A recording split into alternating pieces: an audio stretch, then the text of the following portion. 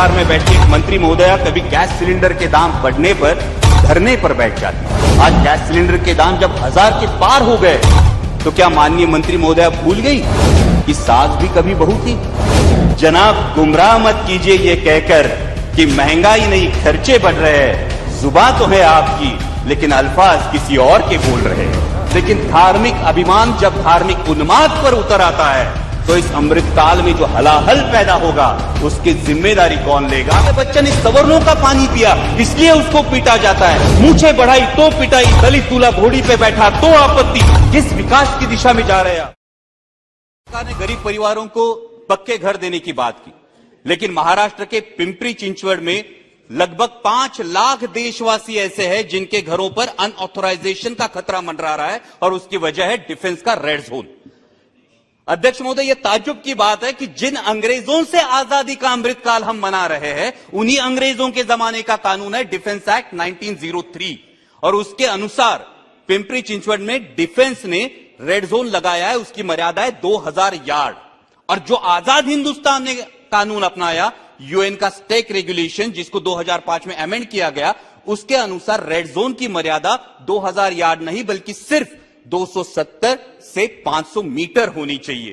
तो मेरा अनुरोध है कि अंग्रेजों के इस कानून को त्याग कर अमृतकाल में पिंपरी चिंचवड़ तथा देश के अन्य 13 राज्यों में यह समस्या है, वहां 500 मीटर के आगे रिस्ट्रिक्शंस हटाकर देशवासियों को राहत मिले।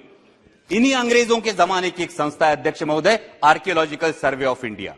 और इस आर्कियोलॉजिकल सर्वे ऑफ इंडिया के नियमों की वजह से पूरे हिंदुस्तान की जो प्रेरणा है, हिंदवी स्वराज्य संस्थापक छत्रपति शिवाजी महाराज, उनके जन्मस्थल किले शिवनेरी पर आज तक परमानेंट भगवा ध्वज नहीं है। मैं सरकार से पूछना चाहता हूं, जो सरकार आर्टिकल 370 हटा सकती है, क्या वही सरकार आर्कियोलॉजिकल सर्वे ऑफ इंडिया के नियमों में सुधार लाकर छत्रपति शिवाजी महाराज का सम्मान नहीं कर सकती?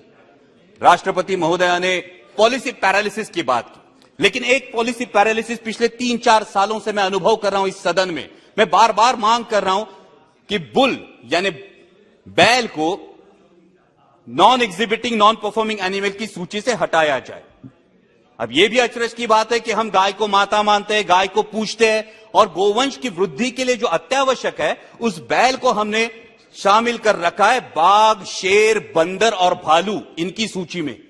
और अध्यक्ष महोदय, बीफ एक्सपोर्ट में जो अपना देश 10वें पायदान पे था वो अभी 3रे पायदान पे गया है। तो क्या सरकार को इसमें अंतरराष्ट्रीय षड्यंत्र की बू नहीं आती? और यही वजह है कि बार बार जलीकट्टू, रेकला तथा महाराष्ट्र की शान बैलगाड़ा शर्यत पर पाबंदी लगाने के लिए इसी अंतरराष्ट्रीय षड्यंत्र के कुछ गुर्गे बार बार कोर्ट का दरवाजा खटखटाते हैं। हमारी संस्कृति, परंपरा तथा देशी गोवंश के रक्षण में बाधा उत्पन्न करने वाली इस पॉलिसी पैरालिसिस से बाहर आकर तुरंत बैल को non exhibiting non performing animal की सूची से हमें बाहर निकालना चाहिए। दूसरा एक पॉलिसी पैरालिसिस है जो महाराष्ट्र में एक बहुत बड़ा इशू है, क्योंकि राष्ट्रपति जी ने अपने अभिभाषण में किसानों की भलाई की बात की। एक बड़ा इशू है वो है लेपर्ड की बढ़ती हुई संख्या। आज महाराष्ट्र में रात में 3 फेज लाइट नहीं है तो पानी देने के लिए किसानों को रात में जाना पड़ता है और आए दिन किसी न किसी किसान पर लेपर्ड का हमला होता है। और ये लेपर्ड के लिए जो ग्रास लैंड है ये हम तो अभी बना नहीं सकते, तो लेपर्ड्स के लिए एक पॉलिसी लाके उनके रिप्रोडक्शन कंट्रोल के बारे में प्रावधान होना चाहिए। राष्ट्रपति जी ने लोकतंत्र की जननी कहकर देश का सम्मान किया, लेकिन उसी लोकतंत्र में मेरे सहयोगी सांसद जो सामरिक दृष्टया अति महत्वपूर्ण लक्षद्वीप आइलैंड से चुनकर आए हैं, उन मोहम्मद फैजल जी के साथ होता अन्याय दुर्भाग्यपूर्ण है। एक सेशन कोर्ट वर्डिक्ट देता है और इमीडिएटली उनको डिस्क्वालीफाई किया जाता है और 1 हफ्ते के अंदर, अध्यक्ष महोदय, सिर्फ 1 हफ्ते के अंदर बाई इलेक्शन का नोटिस भी निकलता है।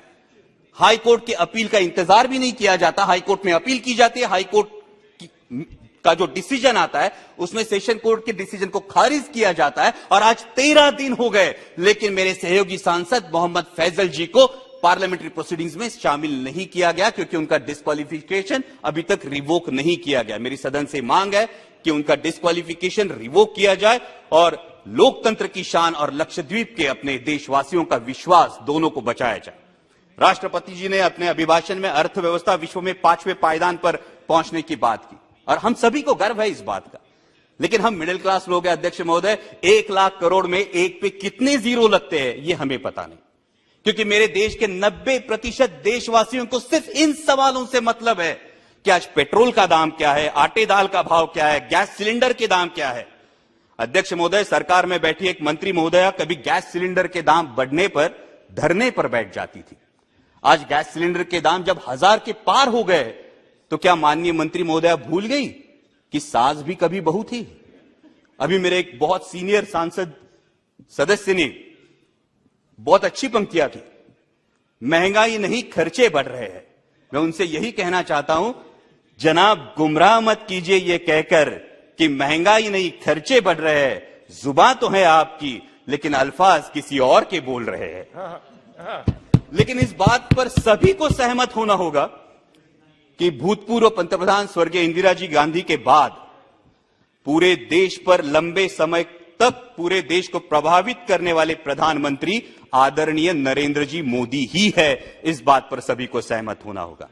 लेकिन अध्यक्ष महोदय, इतिहास गवाह है कि प्रभावी व्यक्तियों का नुकसान विरोधियों से ज्यादा उनके अनुयायी करते हैं। इस बात का इतिहास गवाह है और इसीलिए सोशल मीडिया के अंधभक्तों से और सवाल पूछने के बजाय में मशगूल रहने वाले मीडिया के कुछ नुमाइंदों से सावधान रहने में ही देश हित है। राष्ट्रपति जी ने कहा कि देश विकास की ओर बहुत तेजी से बढ़ रहा है, लेकिन अध्यक्ष महोदय, वास्तविकता यह है कि उतनी ही तेजी से मेरे देश का माहौल बिगड़ रहा है। G20 की हम अध्यक्षता कर रहे हैं, ये गर्व की बात है। और G20 का लोगो देखिए तो बहुत ही प्यारा लोगो है, जिसमें हम विश्व को बता रहे हैं वसुधैव कुटुंबकम। मैं जिस चुनाव क्षेत्र से आता हूं वहां संत ज्ञानेश्वर जी की संजीवन समाधि है। संत ज्ञानेश्वर जी ने तो पसायदान करके आता विश्वात्मके लाहो जोजे वांछीलतो ते लाहो ये कहा है, लेकिन हम विश्व को बता रहे हैं वसुधैव कुटुंबकम, लेकिन अपने ही देश के लोगों को बता रहे हैं ये तुम्हारा मुल्क नहीं, इस पानी पर तुम्हारा अधिकार नहीं। अध्यक्ष महोदय, सभी को याद होगा बचपन में स्कूल में जाया करते तो 10 पैसे की लिमलेट की गोली खरीदते थे और 10 पैसे की लिमलेट की गोली शर्ट के कोने में पकड़ के दांतों से तोड़ के दोस्त को दिया करते थे। अध्यक्ष महोदय, तब फर्क नहीं पड़ता था दोस्त का नाम अमित है या अमजद।